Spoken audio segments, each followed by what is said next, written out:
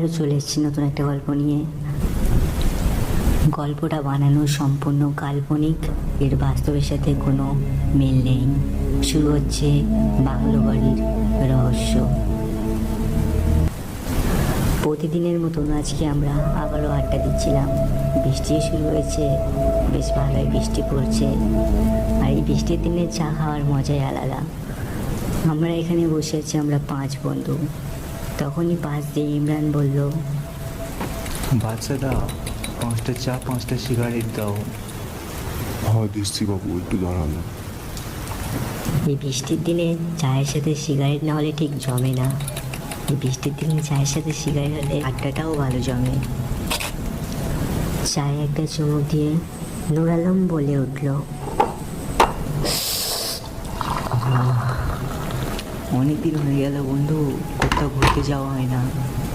তো কি প্ল্যান হলো? সব কোথাও যাবি নাকি বেড়াতে? কোথায় যাবি বল, যাওয়ার আর কোথায় জায়গা আছে? পাশ দিয়ে আবার রোহিত বলে উঠল, এই খবরের কাগজটাতে কি লেখা উঠেছে, রঘুনাথপুরে যে বাংলো বাড়িটা আছে না, ওখানে নাকি কী সব আত্মার আবির্ভাব হয়েছে। কত লোক ভয় পেয়েছে, কত লোকের হার্ট অ্যাটাক এসেছে নাকি। দেখ দেখ খবরের কাগজটা দেখ। কি বলছিস? তাই তো রে। তো কি প্ল্যান করছিস তোরা? যাবি নাকি রঘুনাথপুরে? মাথা খারাপ নাকি তোর? রঘুনাথপুরে যাও? শুনছিস না কি লেখা উঠেছে খবরের কাগজে? তাহলে ওর কথা বাদ দে, ও ভিতু, ও যাবে না। চ আমরা কজন যাই, চ। দেখ যাওয়াটা কিন্তু ঠিক হবে না, অনেকটা রিস্ক হয়ে যাবে। রিক্স, তুই চুপ কর তো। যাবি তো বল, তাহলে সবাই মিলে যাও, কয়েকদিন ঘুরেই আসি। অনেকদিন তো আমার কোথাও ঘুরতে যাওয়া হয়নি। বলছিস চল তবে ঘুরে আসা হোক, অনেকদিন বেড়ানো হয়নি। এমনটা বলে নূর আলম সিগারেটের প্যাকেট থেকে আরেকটা সিগারেট ধরালো। সিগারেটটা টানতে টানতে বলল, তাহলে কবে যাবি ভাবছিস? কবে যাওয়ার প্ল্যান আছে? শুভ কাজে দেরি কিসে, চ কালকেই বার হয়ে যায়। এই বলে ইমরান চুপ করে গেল। রোহিত বলল, হ্যাঁ হ্যাঁ চ, শুভ কাজে দেরি করতে নেই। পচা, তুই কালকে চলে আসিস গাড়িটা নিয়ে পার্কের দিকে। আচ্ছা তাহলে কাল সকালে আমি চলে আসবো গাড়ি নিয়ে, তোরা সব রেডি থাকিস। হ্যাঁ হ্যাঁ, তুই চিন্তা করিস না, সব বাড়ি যা, তাহলে কালকে দেখা হচ্ছে। এই বলে আমরা সবাই বাড়িতে চলে এলাম। ঠিক সকাল 9টার সময় আমরা চলে এলাম পার্কের পাশে। তেমন সময় নূর আলম বলে উঠল, তাহলে সবাই চলে এসেছিস তৈরি হয়ে? হ্যাঁ হ্যাঁ, আমরা সবাই রেডি। তাহলে চ সবাই পাশে বাচ্চাদের দোকান দিয়ে নাস্তা পানি করে রওনা দেওয়া যাবে। হ্যাঁ হ্যাঁ চ। এই বলে আমরা সবাই বাচ্চাদের দোকানে রওনা দিলাম। সকালবেলাও বৃষ্টিটা সেই একই রকম হয়ে যাচ্ছে। হ্যাঁ ঠিক বলেছিস, হলে এবার কি করা যাবে? গাড়িতে বস সবাই, তাড়াতাড়ি যেতে হবে।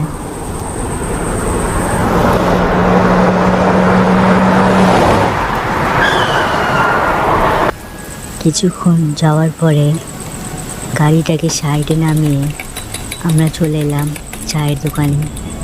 ইমরান তখন বাচ্চাটাকে উদ্দেশ্য করে বলল, বাচ্চাদা 5 কাপ চা 5টা সিগারেট দিয়ে দাও। হ্যাঁ হ্যাঁ দিচ্ছি বাবু, একটু দাঁড়ান। 5 মিনিট বসুন, সবে চাটা গরম চুলাতে বসিয়েছি।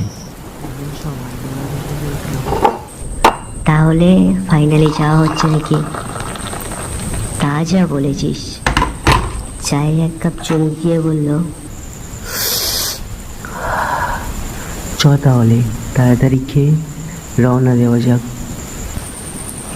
হ্যাঁ হ্যাঁ ঠিক বলেছিস, বড্ড দেরি হয়ে গেছে।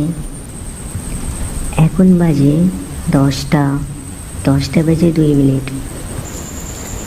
ইসরে 10টা বেজে গেছে, চল তাড়াতাড়ি চল, এত পৌঁছাতে লেট হয়ে যাবে। এখান দিয়ে রঘুনাথপুর তবু 7 ঘন্টা দূরে। গাড়িতে গেলে 7 ঘন্টা, 6-7 ঘন্টা লেগেই যায়। যেতে যেতে সন্ধে হয়ে যেতে পারে। চা টাওয়া খাওয়া শেষ করে আমরা সবাই গাড়িতে চড়ে বসলাম, রওনা দিলাম রঘুনাথপুরে যাওয়ার জন্য। গাড়িতে বসে ইমরান বলল, একটা সিগারেট দে, অনেকক্ষণ ধরে সিগারেট খাওয়া হয়নি। ইমরান সিগারেটের প্যাকেট দিয়ে একটা সিগারেট বার করে টানতে শুরু করলো। রোহিত পাশ দিয়ে বলে উঠল, আমাকেও একটা দিস। হ্যাঁ খানা অনেক আছে, হ্যাঁ চল। এরকম বৃষ্টির দিনে সিগারেট হলে বেশ জমে যায়। হ্যাঁ হ্যাঁ, আর কথা বাড়াস না, তাড়াতাড়ি গাড়ি চালা। গাড়ি চালাচ্ছিল আমাদের পচা। গাড়িটা ওরই, ওর জন্মদিনে ওর বাবা গিফট করেছিল। 4 ঘন্টা গাড়ি চালানোর পর প্রায় সকলের খিদে পেয়ে গেল। তেমন সময় নুর আলম বলে, খিদেটা বেশ জোরে লেগেছে বুঝলে, পাশে কোনো ধাবা দেখে দাঁড় করা, কিছু খেয়ে নেওয়া যাবে। হ্যাঁ হ্যাঁ ঠিক বলেছিস, আমারও ভীষণ খিদে পেয়েছে। তারপরে আমরা গাড়ি থেকে নেমে ধাবাতে বসে কিছু খেয়ে নিলাম। খাওয়া দাওয়া শেষ করে আবার গাড়িতে বসলাম। গাড়িতে বসার পরে একটা সিগারেট ধরিয়ে আমি টানতে শুরু করলাম। খাওয়ার পরে একটা সিগারেট না হলে বেশ জমে না। ইমরান পাশ দিয়ে বলল, একটা সিগারেট দে ভাই। হ্যাঁ হ্যাঁ নে না, এই তো। সকলকে একটা করে সিগারেট দিয়ে সবাই টানতে শুরু করলো। গাড়ি চলছে নিজের মতন। গাড়ি চলতে চলতে প্রায় সন্ধ্যা হয়ে গেল। এখন বাজে প্রায় 6টা। প্রায় 7 ঘন্টার কাছাকাছি আমরা গাড়িতে বসে আছি। বেশ কিছুক্ষণ যাওয়ার পরে আমরা পৌঁছে গেলাম রঘুনাথপুর। গাড়িটাকে সাইডে রেখে আমরা চললাম রঘুনাথপুরের জমিদার নরনারায়ণ চৌধুরীর বাড়িতে। নমস্কার চৌধুরী বাবু, কেমন আছেন? নমস্কার নমস্কার, ভালো আছি। আপনারা? রাস্তায় কোনো অসুবিধা হয়নি তো? না না জমিদার বাবু, কিছুই হয়নি, বেশ ভালোই এসছি আমরা। তাহলে বসো, চা পানির ব্যবস্থা করি। হারাধন, হারাধন, এই বাবুদের জন্য চা নিয়ে আসো। আসছি কর্তা। এই নিন বাবুরা, চা খান। এইসবের আর কি দরকার ছিল? এই আপনারা আমাদের অতিথি বলে কথা, একটু অতিথি সেবা করবো না? আরে এমন বলে লজ্জা দেবে না। আমরা সবাই মিলে চা পানি খাওয়া শেষ করে জমিদার মশাইকে বললাম, জমিদার বাবু বাড়ির চাবিটা দিলে ভালো হতো, ওখানে যেতাম, 2 দিন থাকতে এসছি এখানে। হ্যাঁ হ্যাঁ নিশ্চয়ই, আমি ফোনে সব শুনেছি। ইমরান ফোন করেছিল তো সকালে। ওহো আচ্ছা। হারাধন, জি কর্তা বলেন। এই নাও বাংলো বাড়ির চাবি, এই বাবুদেরকে নিয়ে যাও বাংলো বাড়িতে, আর সব বুঝিয়ে শুনিয়ে দেবে, ঠিক আছে? আচ্ছা কর্তা, আপনি একদম চিন্তা করবেন না। চিন্তার কি আর শেষ আছে, ওই বাড়িটার যা বদনাম। আসেন কর্তা, আমার সাথে আসেন। হ্যাঁ হ্যাঁ চলো চলো। এই বলে আমরা সবাই আরাধনের সাথে বাংলো বাড়ির উদ্দেশ্যে রওনা দিলাম। গিয়ে দেখলাম 2 তলা একটা বেশ বড় ভাঙা পুরনো বাড়ি। বাড়ি বললে হয়তো ভুল বলা হবে, বাংলো বাড়ি। ওই বাংলো বাড়ির অনেক খারাপ ডাক নাম আছে, সবাই ওটাকে ভূত বাংলা নামে চেনে। তারপরে হারাধন দরজাটা খুলে আমাদেরকে ডাক দিল। আসুন বাবুরা, আসুন আসুন, ভিতরে আসুন। আপনারা বসেন, আমি চা করে নিয়ে আসি। হ্যাঁ হ্যাঁ হারাধন, ঠিক আছে যাও। আমরা দেখি দিকটা। বাড়িটার বেশ চারপাশে লতা পাতা আর জঙ্গলে ভরে গেছে। বেশ পুরনো বাড়ি। প্রায় 500 বছর পুরনো তো হবেই। কেন জানি না বাড়িতে আসার পর থেকে আমার শরীরটা যেন যেন খারাপ খারাপ লাগছে, কেমন অস্বস্তি ভাব লাগছে। সেটা বুঝতে পেরে কাকা বলে, হ্যাঁ বলে গেছি, নূর আলম। নূর আলম হলো আমাদের কাকা, সম্পর্কে আমাদের থেকে বড় হলেও ভীষণ রসিক, বেশ বুদ্ধিমান। আমার মুখ দেখেই বুঝতে পেরে গেছে যে আমার শরীরটা ভালো নেই। কি রে, শরীরটা খারাপ লাগছে নাকি? হ্যাঁ হ্যাঁ কাকা, আর বলো না, শরীরটা ঠিক ভালো লাগছে না। বুঝলাম। যা তুই পাশের রুমে যা, গিয়ে একটু রেস্ট নে, আমরা ততক্ষণ রান্নার জোগাড়জাটি করি। আচ্ছা কাকা। এই বলে কাকা ওদের সাথে চলে গেল রান্নার জোগাড় করতে। এই বাড়ির পাশে একটা ছোট কামরা ছিল, ওই কামরাতে আমি রেস্ট নিতে বসে গেলাম।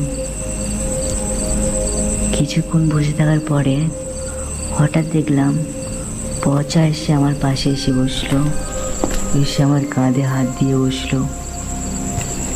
ওর হাতটা যে ঠান্ডা, ঠিক বরফের মতন, কি ঠান্ডা হাত। দেখে আমার গায়ের লোমগুলো খাড়া হয়ে গেল, আর ঠান্ডা ঠান্ডা শীতল বইতে লাগলো। বিষয়টা আমাকে অনেকটাই অস্বস্তি করে তুললো। জানি না কেন মনে একটা খটকা বারবার উঁকি মেরে আবার মিলিয়ে গেল। কেন জানি না মনে হচ্ছে যে এটা পচা না। তাহলে তখনই বুদ্ধি করে একটা প্রশ্ন করলাম ওকে, পচা, তোকে আসার সময় একটা কথা বলেছিলাম, মনে আছে? হ্যাঁ হ্যাঁ মনে আছে। কি কথা বলতো? হ্যাঁ হবে, কি একটা কাজের কথা বেশি বলছিলে তুমি। তখন ওর কথা শুনে যেন খটকাটা আরো হয়ে গেল। আমি হয়তো শিওর হয়ে গিয়েছিলাম ওটা পচা ছিল না, কারণ আসার সময় আমি পচাকে কোনো কথাই বলিনি। তাহলে কে ওটা? মনে মনে হালকা ভয় লাগলেও বিষয়টাকে চাপা দিয়ে চুপ করে বসে থাকলাম। ওর সাথেই কথা বলছিলাম, তেমন সময় কাকা চিৎকার দিয়ে ডাকলো, কই রে সব, খাবি, চলে আয়। তেমন সময় পচা বার হয়ে গেল রুম থেকে। আর আবার পচা এলো, এসে বলছে, কেমন আছো এখন? শরীরটা ভালো আছে? আমি বললাম তখন, হ্যাঁ হ্যাঁ ভালো আছে, চলো খাবে চলো, ডাকছি, সবাই অপেক্ষা করছে। পচা, শোন, একটা কথা বলার আছে। বলো। তুই এক্ষুনি এসেছিলিস আমার রুমে? কই না তো, আমি তো ওয়াশরুমে ছিলাম। ও ঠিক আছে, চ। বলে আমরা সবাই খাবার রুমে চলে গেলাম। সবাই মিলে খেতে বসলাম আর বেশ কিছু আলোচনা করতে লাগলাম। তখনই ঠিক ওই সময় দেখলাম জানালাটা একটা দমকা হাওয়ায় খুলে গেল। জানালার ধারে বসেছিল পচা। পচা গিয়ে জানালাটা একবার দিয়ে আসলো। আমরা সবাই বললাম হাওয়াইতে খুলে গেছে হয়তো। বিষয়টাকে নিয়ে এতটা আলোচনা না করে আবার সবাই খেতে শুরু করলাম। তেমন সময় আবারও একবার জানালাটা টুপ করে খুলে গেল। বিষয়টা সবাই দেখে অবাক হলো, কিন্তু সবাই কথাটাকে উড়ে দিয়ে আবারও জানালাটা দিতে গেল পচা। জানালাটা দিতে গিয়ে দেখলো তাল গাছের ধারে দাঁড়িয়ে একটা ছাওয়া মূর্তি। দেখে ভীষণ ভয় পেল। দরজাটা দিয়ে এসে সবাইকে বলতে লাগলো। ওর কথাটা দেখে ওখানে দিয়ে কাকা বলল, ও কিছু না, কি দেখেছিস রাতের বেলা, আয় খেতে বস। ওই কথা শুনে ও চুপ করে খেতে বসে গেল। তারপরে আবারও একবার কিছুক্ষণ পরে জানালাটা ধপাস করে খুলে গেল। এবার ও নাকি আগে উঠে জানালাটা দিতে গিয়ে দেখলাম সেই ছায়া মূর্তি যেন এক দৃষ্টিতে তাকিয়েছে আমার দিকে, লাল লাল চোখ।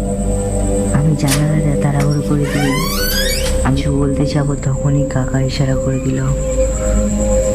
আমি বেশ বুঝতে পারলাম কাকার ভাষা।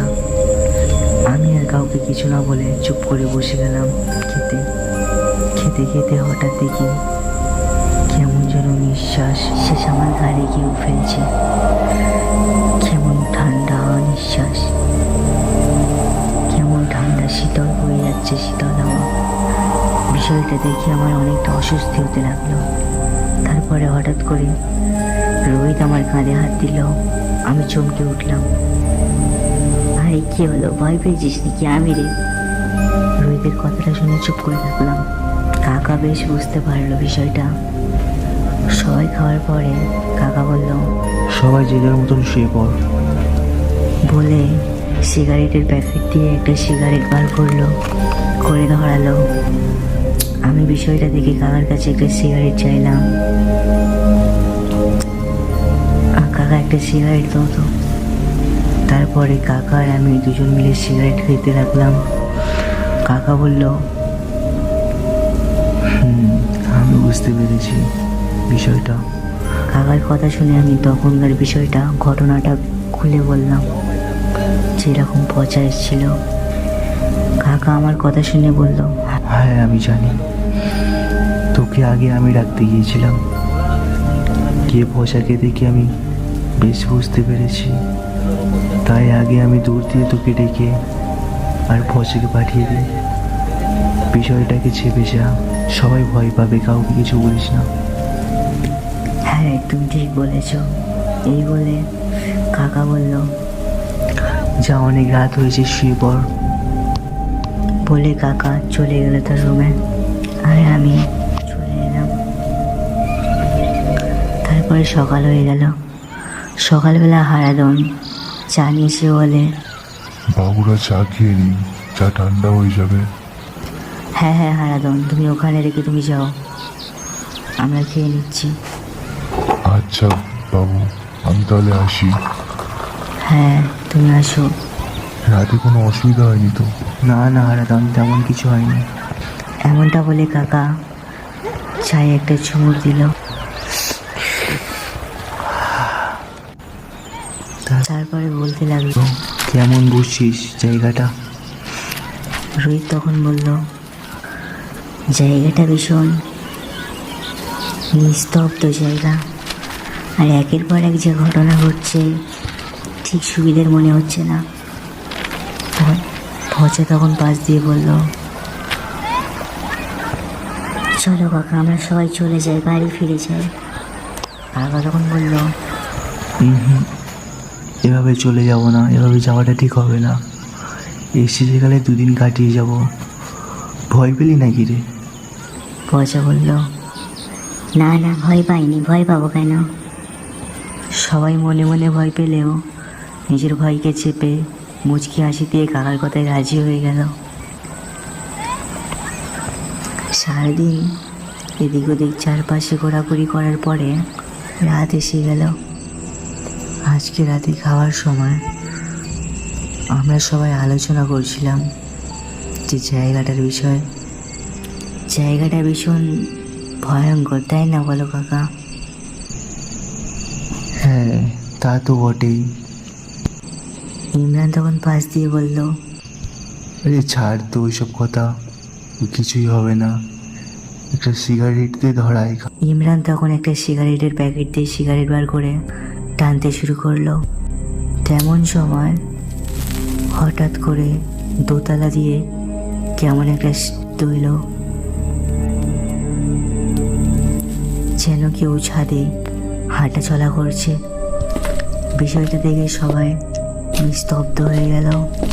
কাকা শুনতে পেলে পায়ের আওয়াজ, কেউ যেন দোতলায় হাঁটাহাঁটি করছে। এমনটাই তো মনে হচ্ছে, বাদ দেও, কিছু না। এমনটা বলে কাকা বিষয়টাকে ঢাকা দিতে চাইল। বেশ কিছুক্ষণ পরে শব্দটা যেন ধীরে ধীরে মিলিয়ে গেল। ঘটনাটা শুনে ভয় পাইনি বলবো না, তবে মনে মনে সবারই ভীষণ চিন্তা হতে লাগলো। তখনই হঠাৎ একটা দমকা হাওয়া এসে পচাকে তুলে নিয়ে গেল, আর জোরে জোরে বলতে লাগলো, আমি আবার আসবো, তোরা কেউ সারা পাবি না। ছাড়ো, ছাড়ো আমাকে, ছেড়ে দাও। ছাড়ো, ছেড়ে দাও, ছেড়ে দাও ওকে, পচা। আমরা পচাকে অনেক চেষ্টা করেও কেউ বাঁচাতে পারলাম না। পচা এই বলতে বলতে হাওয়াতে মিলিয়ে গেল। কাকা জ্ঞান হারিয়ে পড়ে গেল মাটিতে। ওই দৃশ্য দেখে আমরা সবাই জ্ঞান হারালাম। আমাদের জ্ঞান ফিরল ঠিক সকালে। বিষয়টা নিয়ে আমরা সবাই ঠিক চিন্তায় ছিলাম, সবারই মন খারাপ ছিল। তেমন সময় রোহিত বলল, কি করবে তাহলে? বাড়ি ফিরে যাবে? বাড়ি? হ্যাঁ, বাড়ি গিয়ে কি বলবি সবাইকে? হ্যাঁ, বাড়িতে গিয়ে কী বা বলবো ওর বাবা মাকে। বিষয়টা ভেবে সবাই মনে মনে অনেকটা কষ্ট পেতে লাগলো। তেমন সময় কাকা বলল, বাড়ি যাব না, চ পাশে কোনো চায়ের দোকানে, ওখানে বসে আলোচনা করা যাবে। তেমনটাই হলো কাকার কথা মতো। 2 ঘন্টা গাড়িতে বসে যাওয়ার পরে পাশেই একটা চা দোকান পেয়ে গেলাম। গাড়িটাকে সাইডে রেখে আমরা চলে গেলাম চায়ের দোকানে। ওখানে বসেই আমরা আলোচনা করতে লাগলাম। রোহিত বলল, কি ভাবছো কাকা, কি করবে? তেমন সময় কাকা বলল, ভাবছি তো অনেক কিছু রে। কি ভাবছো বিষয়টা বলো না আমাদেরকে। ইমরান তখন বলল, ভাবার আর কি আছে, ওকে বাঁচাতে হবে কোনো রকম করে। কোন মুখ নিয়ে বাড়ি যাব বলতে পারিস? কাকা তখন বলে, ঠিক বলেছিস, যাই হয়ে যাক না কেন ওকে বাঁচাতে হবে। চল আবার আমরা বাংলো বাড়িতে ফিরে যাই। যাওয়াটা কি ঠিক হবে? কাকা বলল, কিছু করার নেই রে, ওকে বাঁচাতে গেলে আমাদেরকে যেতেই হবে। চল আর সময় নষ্ট না করে তাড়াতাড়ি বাড়ি যাই। চা পানি খেয়ে এদিক ওদিক করতে করতে ঠিক 4টে বেজে গেল। বাড়িতে ফিরতে ফিরতে তখন বাজে 6টা। আমরা বেশ কিছুক্ষণ ওর বিষয়ে আলোচনা করার পরে আমরা একটা সিদ্ধান্ত নিলাম যে ও বলেছিল আবার আসবে। তাই কাকা বলল,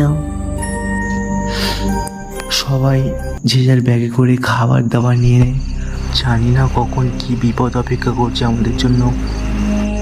আর সবাই সবার ফোনকে অন রাখবি, জানি না সে এখন কেমন আছে। আর যাই হোক, প্রাণে মারবে না তাকে, কারণ লোকের মুখে শোনা যায় ও কাউকে প্রাণে মারেনি আজ পর্যন্ত। তখন সবাই মিলে ভাত খাচ্ছিলাম। আসার সময় হোটেল থেকে কিছু খাবার নিয়ে আসি, সেগুলো খেতে লাগি আমরা। খাওয়া শেষ করে তখনই একটা সিগারেট ধরিয়ে আমি কিছু চিন্তা করতে লাগলাম।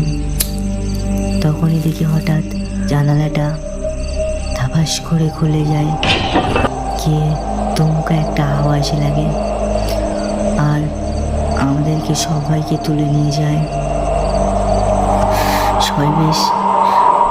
সবাই বেশ নিজেকে শান্ত রাখার চেষ্টা করলো বিষয়টাকে। তারপরে আমরা সবাই পচার কাছে গেলাম। আমাদেরকে একটা বন্ধ রুমে রাখা হয়েছে, জানি না জায়গাটা ঠিক কোথায়, তবে ওখানে পচাও ছিল। ওর মুখটা দেখে বেশ মায়া লাগছিল। তখনই পচা বলে ওঠে, কাকা তুমি এসছো, তোমরা সবাই এসছো, আমার খুব ভয় করছে, আমাকে নিয়ে চলো এখান থেকে।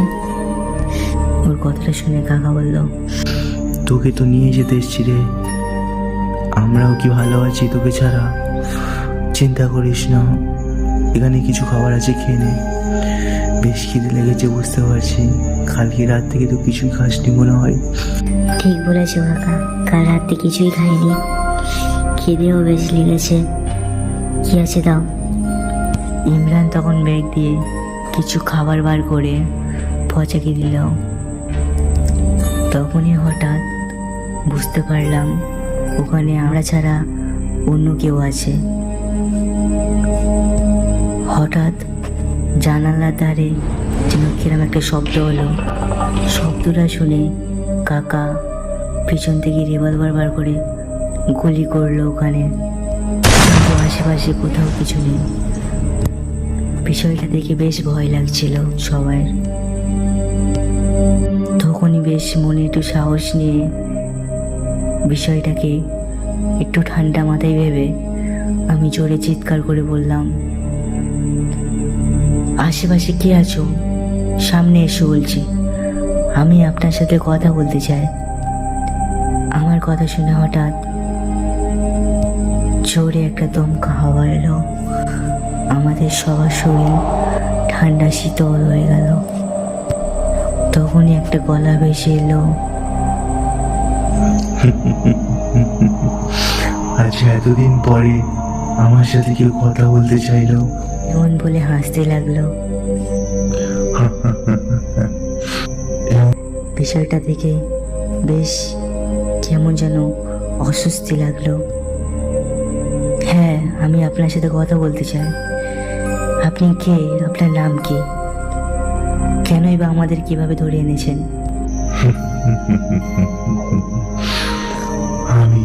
আমি হলাম চালি, তোমাদেরকে ধরে এনেছি বিশেষ কোনো কারণে। আমি হলাম এই বাংলো বাড়ির জমিদার কৃষক রায়ের একমাত্র নাতি। আমার দাদু মারার আগে আমাকে বলে গিয়েছিল যে আমার অবর্তমানে যেন এই বাংলো বাড়িটা একটা সরকারি হসপিটাল হয়। আমি সেই দাদুর শেষ ইচ্ছেটা পূরণ করার আগে আমার একটা কার অ্যাক্সিডেন্টে মৃত্যু হয়ে যায়। তারপরে থেকে আমি এই বাংলো বাড়িতে এভাবেই ঘুরে বেড়াই আর সবাইকে ধরে আনি। তবে আমার একটা অভিশাপ ছিল যে কেউ আমার সাথে উপচে কথা বলতে না চাইলে আমি এই বিষয়ে কারোর সাথে কথা বলতে পারবো না, তাই আমি সকলকে ধরে আনি। এতদিন সবাই আমাকে ভয় পেয়েছে, কিবা কেউ হার্ট অ্যাটাকে মারা গিয়েছে, আজ প্রথমবার তুমি আমার সাথে কথা বলতে চাইলে। প্লিজ আমাকে সাহায্য করো। আমার দাদুর শেষ ইচ্ছেটা পূরণ করো, তবেই আমার আত্মার শান্তি হবে। হ্যাঁ, আমরা সবাই মিলে তোমাকে সাহায্য করব। তুমি কোনো চিন্তা করো না, তোমার দাদুর শেষ ইচ্ছে পূরণ নিশ্চয়ই হবে। আমরা তোমার দাদুর শেষ ইচ্ছে নিশ্চয়ই পূরণ করব। তোমার দাদুর কথা মতন এই বাংলো বাড়ি ভেঙে এখানে সরকারি হসপিটাল হবে। ওই কথাটা শুনে তখন বলতে লাগলো, ধন্যবাদ আপনাদেরকে, আজ আপনাদের জন্য আমার দাদুর আর আমার আত্মার শান্তি হবে। এখানে এই বাক্সতে কিছু টাকা আর সোনা গয়না আছে। এই সোনা গয়না আর টাকা নিয়ে হসপিটাল করতে যত খরচা হয় তোমরা এই টাকা দিয়ে খরচা করো। কথাটা বলে তখন তিনি গায়েব হয়ে গেল। সকাল হয়ে গেল। আমরা সবাই বাংলো থেকে বার হয়ে নরনারায়ণ চৌধুরীর বাড়িতে গেলাম। গিয়ে সব বিষয়টা খুলে বললাম। সেই কথাগুলো শুনে নরনারায়ণ চৌধুরী বলল, সবই তো শুনলাম, ঠিক আছে, তোমরা যেটা ভালো বোঝো, আমার কোনো আপত্তি নেই, ওখানে হসপিটালই হবে। তারপরে ওখানে হসপিটাল তৈরি হলো, গরিব লোকের চিকিৎসা হওয়া চালু হলো। এই চালির আত্মা আর তার দাদুর আত্মা শান্তি পেয়ে গেল।